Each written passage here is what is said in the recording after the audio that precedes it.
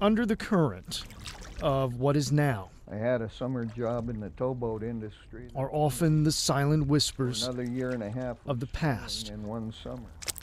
the internal conversation that is laden with pictures so vivid they torment and taint what should be peace, or at the very least average thoughts and memories, Being able to describe something so that it's unique. rather than a forever changed state of mind. Personal descriptions of the things that they experienced is a key part of war narratives. We never know who we might cross paths with, I'm a veteran. by chance or with purpose. Every soldier has a different reason why they sucked it up and drove on, right? 3 wars, a generation separating them, You're gonna write just for 5 minutes. It can be about anything in your head, but it has to be inspired by the item that I set down. they found each other and changed each other. It's an army cot. If you listen closely, They tended to start to merge into one another. you can hear a symphonic reckoning with the past.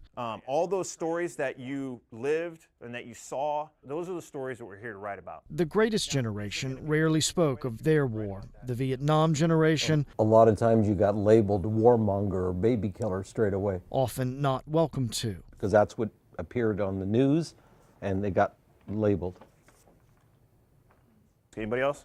Iraq and Afghanistan still so fresh. The flak jacket, heavy second skin that went with you everywhere, usually under your ribs, and usually not new when you got it, so someone else's blood, sweat, and tears on it. Once you start writing, the writing reveals things to you as a writer that you have to deal with. Therapy with no therapist but yourself. This is the first time in, 45 years that I've actually been able to write those kind of words down on a piece of paper.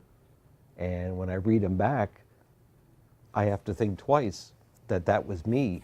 And to hear it We were to sneak into an area. is to find live out it what again. fire. I bent down to get another box of ammo for my gun when there was a loud explosion off the port side. Whether it's the soldier, Marine, or seaman, I rushed forward to give first aid and stumbled through the carnage, blood and gore, to find my friend. or for us, I was prepared for death by gunshot wounds, but nobody can prepare themselves for one of their best friends to die in such a way.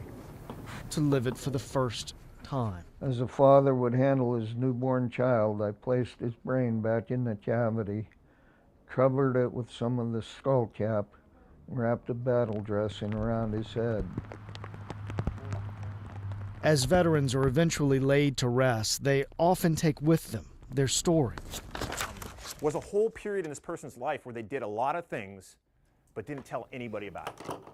Beyond the therapeutic release is a now documented history. I'm writing for my granddaughter, who's only 9 years old. She's not ready to read this, but she will be eventually. And she will learn of the draft. They just said, you take the oath and serve or you go to prison. I never imagined that I would spend any part of my life killing another human being. But it did happen. War.